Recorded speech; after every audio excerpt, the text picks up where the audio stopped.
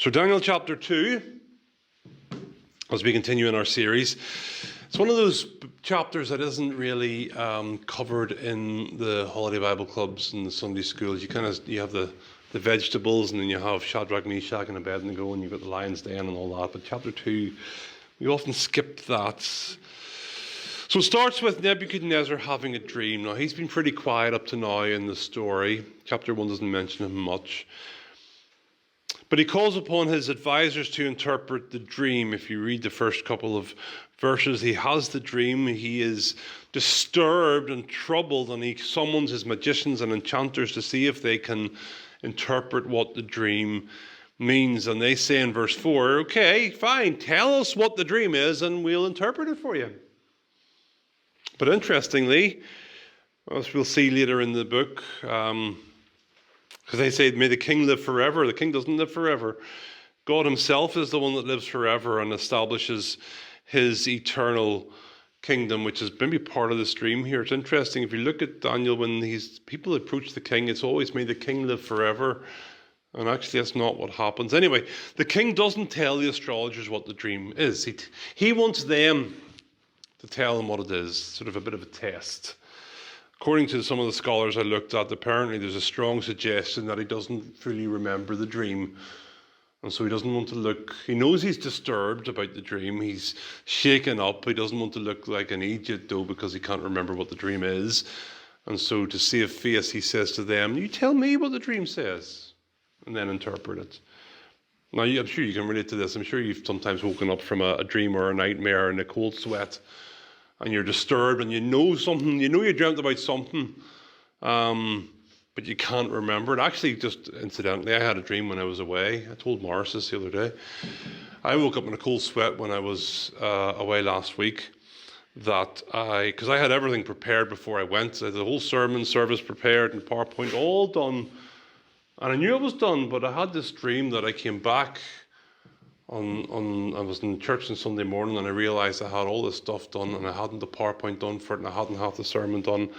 And I actually, in my dream, I ran to a cupboard and tried to figure out what was going on here, and I was sweating. I woke up in a pure cold sweat, and I tell you what, I don't think I'll ever forget that dream.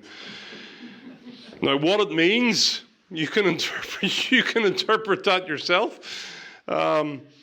But this is not the case here. With Nebuchadnezzar, he's disturbed. He doesn't, according to the scholars, he doesn't know what it is. He doesn't know what the dream is. So he wants them to let them know. Of course, they can't do that. Who can do that? So look at verse 10, because it's interesting what they say. It says, there's no one on earth who can do what the king asks. No king, however great and mighty, has ever asked such a thing. What the king asks is too difficult. No one can reveal it to the king except the gods. But they don't live among the humans. So they say, come on, Nebuchadnezzar, this is way beyond anyone's capabilities. Only the gods can do that. And I don't know about you, but I can't see any gods in Babylon at the minute. So what are you supposed to do? So verse 12, the king was angry and furious that he ordered the execution of all the wise men in Babylon. And so they go out to kill all the wise men, and as they're going, this guy Arioch, the commander of the guard, is going out to put all these people to death. He comes to Daniel, and Daniel says, listen, give me some time, and I'll interpret the dream for the king.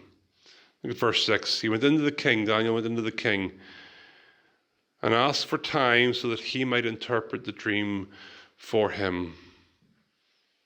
So he asks the king for time. He says, I'll interpret the dream for you, before he even knew if he could do it. Do you notice that?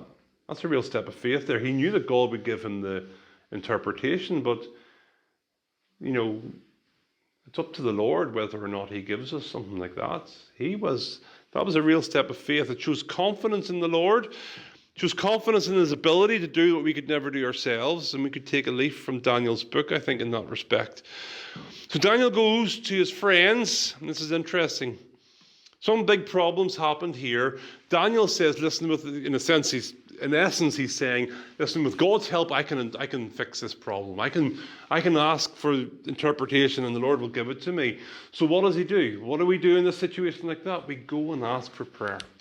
That's what he does. He goes to his friends and he says, listen, pray for me that the Lord would give me the interpretation. And they pray for him, and then Daniel prays to God and praises him, and you have the prayer there.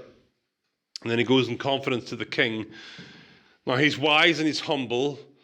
So when the king asks him to interpret the dream, or if he can, Daniel doesn't say he can interpret the dream. Look at verse 26. The king asked Daniel, "Are you able to tell me what I saw in my dream and interpret it?" Daniel replied, "No wise man or enchanter or magician can explain to the king the mystery he's asked about." So he says, there's humility there. Notice the humility with Daniel. He says, "I can't do it. I can't interpret this dream, but there is one who can. There's a God in heaven," verse 28, "who reveals mysteries. And he's showing you what's going to happen, and he's showing me." So this is in contrast to what the magician said earlier. The magician said only the gods can interpret this dream, but they don't live among the humans. And Daniel's saying, yes, there is only one God. One God alone can interpret this dream, and these guys are right. He's not living here among the humans. He's in heaven, and he's a revealer of mysteries to his people who love and honor him. So he's taking a stand for Yahweh here in a foreign nation, a nation of other gods. He's taking a stand for Yahweh, and the Lord honors that. Think of all the pomp and ceremony around Babylon and all that's going on here. Think of the pride of the king, who perhaps wouldn't admit that he'd forgotten the dream. In contrast to all that, Daniel is humble and he gives the Lord his place. And that's another, I suppose, lesson for us in many ways. Especially when God does give us gifts. It's often maybe easy to get into that or slip into that mindset where you think this is something that I have. I'm good at this or I'm good at that. And actually that gift comes from the Lord, and he can easily take it away if he needs to. It's always good to be humble before the Lord. Then we have the dream itself. So what's the dream about? Verse 31, "Your Majesty looked, and there before you stood a large statue, an enormous dazzling statue, also in appearance. The head was made of gold, its chest, arms of silver, its belly and thighs of bronze, legs of iron, its feet partly iron and partly baked clay." And then there's this rock that's cut out, not by human hands, and it comes and it smashes the whole thing up. And then we have the interpretation. So what Daniel says is the head is Nebuchadnezzar. Look at verse 37. "You, Majesty, you are the King of Kings. The God of heaven has given you dominion.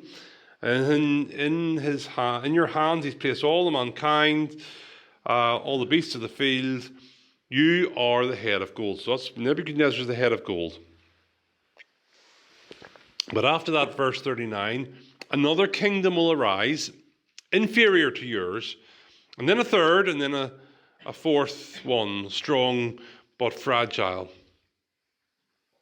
And we have the iron, which is strong, and the clay, which is brittle. So you've got strength and fragility at the same time. That's in verse 42. "The toes are partly iron and partly clay. So the kingdom will be partly strong and partly brittle. And as you saw the iron mixed with baked clay, so the people will be a mixture and not remain united any more than iron mixes with clay." Now in the ESV, there's a very interesting translation of this, because what it says, the ESV is more accurate to the original. It says, "As you saw the iron mixed with soft clay, so they will mix with one another in marriage." Mixed marriage. But they will not hold together. And then you have the big rock which comes down, which is God's kingdom, and it smashes all these other kingdoms. So what does it all mean? Well, when you look into it and read the commentaries and everything that's going on there, scholars can't seem to agree what's going on here. They can't seem to agree with what the kingdoms are or what's going on here. Some say that the kingdoms are the Babylonians, because Nebuchadnezzar is the head of gold, and then you have the Persians, and then you have the Greek Empire, and then you have the Roman Empire later on, and then Jesus Christ comes and smashes the whole Roman Empire and everything all together, which makes sense. It's one interpretation. There's another interpretation that I think fits better to the context of the book, is that they're talking about reigns and regimes. So Nebuchadnezzar is the head of gold. That's his reign. And we know that from the text, Daniel says that. But in the book of Daniel, we have three other reigns and regimes in the book. So after Nebuchadnezzar, we have Belshazzar, his son, and he's inferior to him, just like the next one is inferior. That fits the dream so far. Then after him, we have Darius. Darius is also inferior. And then we have Cyrus in chapter 6. Now, if you turn over to chapter 6, go to Daniel chapter 6 for a second, and you'll notice something about Cyrus.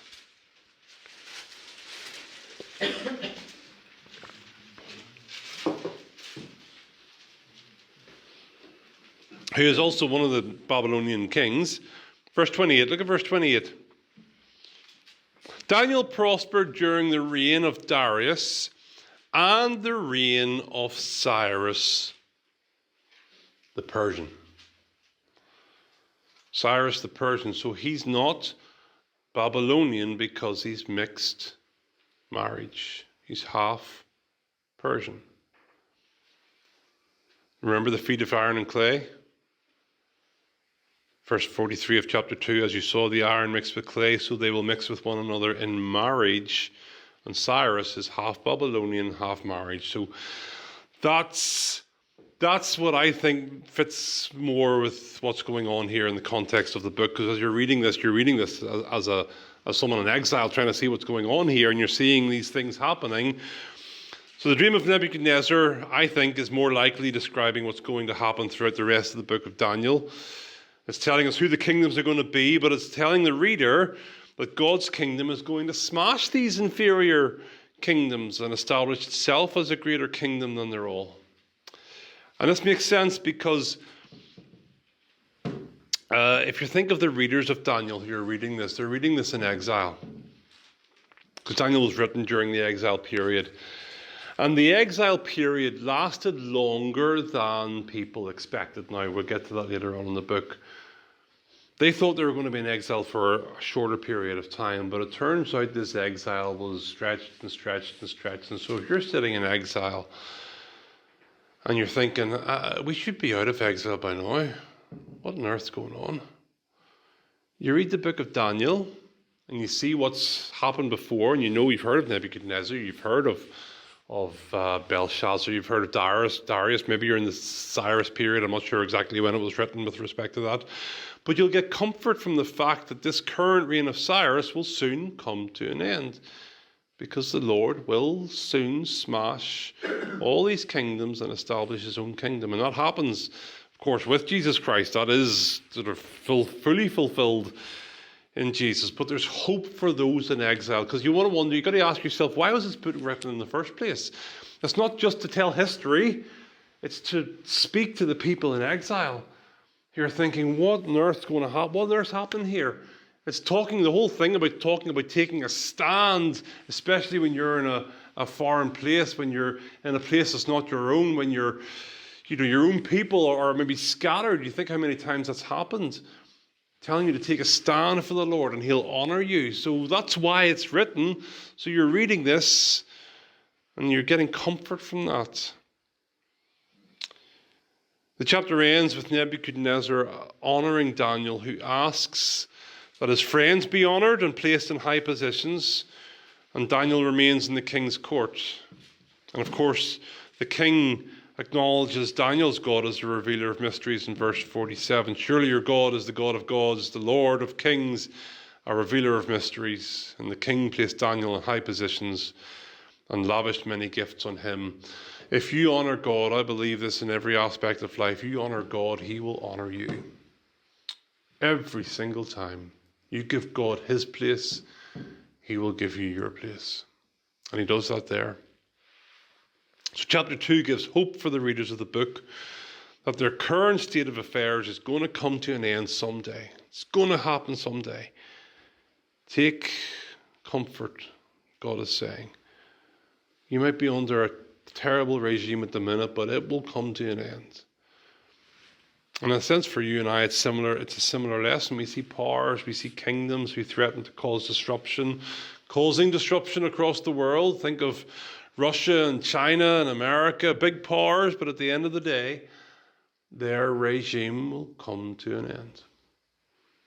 There's only one eternal power who's way bigger than those, and you've got to take comfort in it, especially if things do get worse in the world. We don't know how it's going to go. The Lord is still on the throne, and he is the one who is eternal, and he is the one who is far stronger and mightier than any world power in the world. And if you think of Revelation, it refers to Babylon a lot, because Babylon is, in a sense, metaphorically anything that is a big power that goes against God's kingdom. And well, it will be crushed. It will be shattered and smashed. So we hold on to that hope. At the minute now, life is good for many people in the West, not so much in other countries, but things could change. We've got to hold on to this. Daniel could be a book that we turn to if things ever do. If there's a World War III happens, I don't know. You may become turning to Daniel and saying, I need to read this again. I need this reassurance. God's kingdom is stronger. It's mightier than any of these other kingdoms. And I got to trust and remember that. Think of Jesus' parable of the mustard seed. It's kind of what's happening in the stream. God's kingdom has grown and grown and grown and grown, and it's taking over the world. And Jesus said, I will build my church, and the gates of hell shall not prevail against it. And it will never stop growing, and it's still growing. And that's that huge rock which becomes a mountain and takes over the world. Anyway, that seems to be what's going on in chapter 2 of Daniel.